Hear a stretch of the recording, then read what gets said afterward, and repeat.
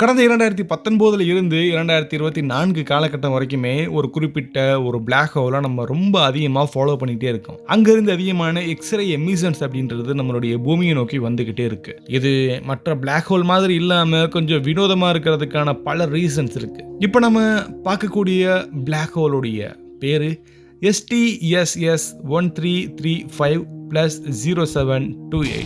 இது விர்கோ கான்ஸ்டலேஷன்ல இருக்கக்கூடிய ஒரு வினோதமான பிளாக் ஹோல். அந்த பிளாக் ஹோலுடைய பேரு ஆன்ஸ்கை நம்ம செல்லமா சொல்லுவோம். ஏன்னா இதுக்கு முன்னாடி நான் சொன்ன அந்த மிகப்பெரிய நேம் அதோடைய கேலக்ஸி. இப்போ நம்ம இந்த வீடியோ மூலியமா அந்த ஒரு மிகப்பெரிய கேலக்ஸி அதோடைய மையத்தில் வச்சிருக்கக்கூடிய பிளாக் ஹோல் பத்தி ரொம்ப டீட்டெயில்டாக பார்க்கலாம். நான் உங்க லோகபால கார்த்திகேயன்.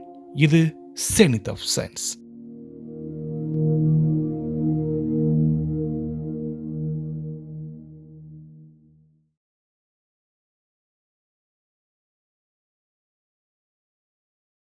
இந்த பிளாக் ஹோலுடைய ஸ்டோரியை மனித வரலாறோட சேர்த்து பார்க்கணும். மனித நட்சத்திரங்களை முதல்ல கவனிக்க ஆரம்பிச்சது ஒரு பயத்துக்காக மட்டும்தான். காலப்போக்கில் அதே வானத்தை பார்த்து அவன் பல கேள்விகளை கேட்க ஆரம்பிச்சான். அந்த ஒளி எங்கிருந்து வந்திருக்கு, இந்த இருட்டு ஏன் இப்படி இருக்கு, இதெல்லாம் 20ஆம் நூற்றாண்டுடைய நடுப்பகுதி வரைக்கும் தான். பிளாக் ஹோல் அப்படின்றது வெறுமன ஒரு தியரியா மட்டும்தான் இருந்திருக்கு. ஆல்பர்ட் ஐன்ஸ்டீன் தன்னுடைய பொது சார்பியல் கோட்பாட்டு மூலியமா எழுதும்போது இப்படி ஒரு ஸ்டேஜ் இருக்கலாம் அப்படின்ற ஒரு கணக்கை காட்டினாரு. ஆனா அவர் தான் இது இயற்கையிலேயே உண்மையிலேயே இருக்கிறதுக்கு முழுசா நம்ம நம்பலாம் அப்படின்னு அவர் சொல்லவே இல்லை. அதுக்கப்புறம் பல தசாப்தங்களா வானியலாளர்கள் வானத்துக்கு ஒரு விஷயத்தை கவனிச்சாங்க. சில கேலக்சிஸ் அதோடைய மையத்தில் சுத்தி இருக்கக்கூடிய நட்சத்திரங்கள் சாதாரணமான ஈர்ப்பு விதிகளுக்கு மாறி அதுக்கு எல்லாத்துக்கும் மீறி பயங்கரமான வேகத்தில் சுத்துறத பார்த்தாங்க. இந்த இயக்கத்தை விளக்க ஒரே வழி அங்க கண்ணுக்கு தெரியாத ஆனா மிகப்பெரிய நிறை, அதாவது மேஸ் இருக்கக்கூடிய ஒரு பொருள் இருக்கலான்ற ஒரு அனுமானியம். அந்த வகையில தான் ஆன்ஸ்கி அப்படின்ற ஒரு பிளாக் ஹோல் ஒரு கேண்டிடேட் ஒன்று நம்ம பார்த்தோம். இது நம்ம மில்கிவே கேலக்சிக்குள்ள இல்லை. இது ரொம்ப ரொம்ப தூரத்தில் இருக்கு. பல பில்லியன் ஒளியாண்டுகள் தூரத்தில் இது இருக்கிறதுக்கு சான்சஸ் இருக்கு. அது குவைசாருடைய மையத்துக்கு தொடர்புடைய ஒரு ஸ்பேஸ் ஆப்ஜெக்டா இருக்கலாம். அதனால இது எங்க இருக்குன்னு கேட்டா நேரடியா நம்ம சொல்லவே முடியாது. ஆனா உறுதியான பதில் நம்ம பூமியிலிருந்து ரொம்ப ரொம்ப தூரத்துல இருக்கலாம். மனித வரலாறு இல்லாத காலத்துல வெளிச்சம் அங்க புறப்பட்டிருக்கும். இப்போ நம்ம பார்க்குற டெலஸ்கோப் அந்த வெளிச்சம் பார்க்குதுன்னா அது ரொம்ப பழமையான இடமா இருக்கும். எத்தனை வருஷமா இந்த பிளாக் ஹோல் இருக்குதுன்னு ஒரு கேள்வி கேட்டா நமக்கு தெரிஞ்ச இந்த வருஷ கணக்குல இந்த மாதிரியான ஒரு சூப்பர் மேசிவ் பிளாக் ஹோல் பெரும்பாலும் பிரபஞ்சம் உருவானதுல இருந்து முதல் 1-2 பில்லியன் ஆண்டுகளுக்குள்ளேயே உருவாக ஆரம்பிச்சிருக்கும். அதாவது இப்போ பிரபஞ்சத்துடைய வயசு 1.8 பில்லியன் வருஷம். ரொம்ப பழசுதான்.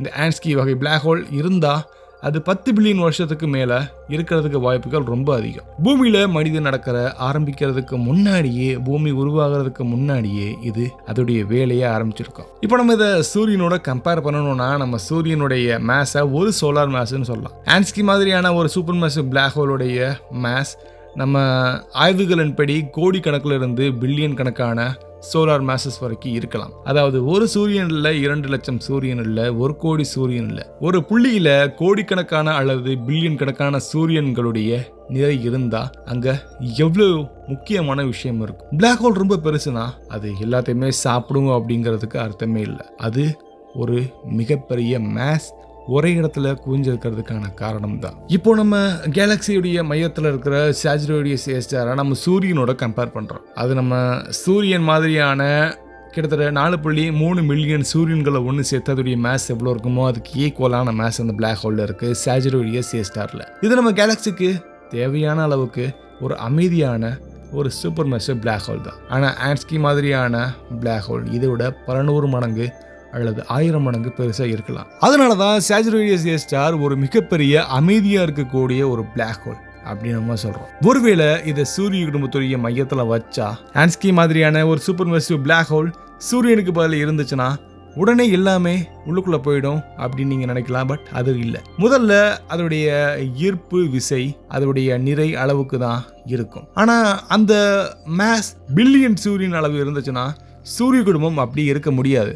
பூமி, செவ்வாய், வியாழன் மாதிரியான பல கிரகங்கள், எல்லா கிரகமே அதோடைய பாதையை விட்டு அது கண்டிப்பாக எல்லா இடத்துக்கும் சிதறல் ஆகும். சில உடனே வெளியே தள்ளப்படலாம், சில மிக வேகமாக மையத்துக்குள்ளே போகலாம். கடைசியில் அந்த பிளாக் ஹோலுடைய ஈவெண்ட் அடிஸான அது கடக்கும்போது சூரிய குடும்பம் அழியும்னு சொல்றதை விட அது ஒரு சோலார் சிஸ்டம் மாதிரி இருக்காது. அது வேற மாதிரியான ஒரு எண்ண ஓட்டத்தை நமக்கு உண்டாக்கும். இதை இப்ப கண்டுபிடிச்சாங்களா அப்ப கண்டுபிடிச்சாங்களா அப்படி ஒரு மிகப்பெரிய கேள்வி இருந்துச்சு. நான் ஆல்ரெடி சொன்ன மாதிரி 20ஆம் நூற்றாண்டுடைய இறுதியில 21ஆம் நூற்றாண்டுடைய ஆரம்பத்துல எக்ஸ்ரே தொலைநோக்கிகள் மூலியமாகவும் ரேடியோ தொலைநோக்கிகள் மூலியமாகவும் இதோடைய குவாசாரை இவங்க ஆய்வு பண்ண ஆரம்பிச்சாங்க. இந்த மாதிரியான ஒரு மிகப்பெரிய பிளாக் ஹோல் இங்கே இருக்கிறதுக்கு மறைமுக ஆதாரங்கள் உங்களுக்கு கிடைக்க ஆரம்பிச்சிருக்கு. இதில் சிலதில் ஆய்வாளர்கள் தங்களுடைய குழு எல்லாத்தையுமே சேர்த்து ஒரு சர்வே அடிப்படையில் இதுக்கு என்ன பேர் வைக்கலாம் அப்படின்ற ஒரு மிகப்பெரிய ஒரு சர்வேவே எடுத்தாங்க.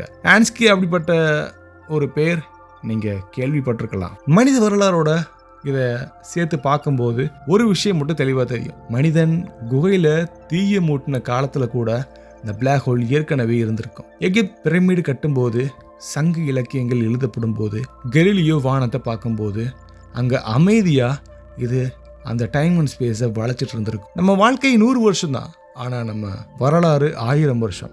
இதோட கம்பேர் பண்ணும்போது பிரபஞ்சத்துடைய வரலாறு பில்லியன் வருஷம். அந்த அளவில் தான் ஆன்ஸ்கி மாதிரியான பிளாக் ஹோல் நம்மளா புரிஞ்சுக்கணும். இந்த எல்லா அறிவியலும் ஒரு விஷயத்தை மட்டும்தான் சொல்லும். பிளாக் ஹோல் பயங்கரமான ஒரு கதாபாத்திரம் இல்லை, அது பிரபஞ்சத்துடைய கட்டமைப்பு உருவாக்க உதவக்கூடிய முக்கியமான ஒரு மிஷன். கேலக்சி உருவாக அதான் காரணம்.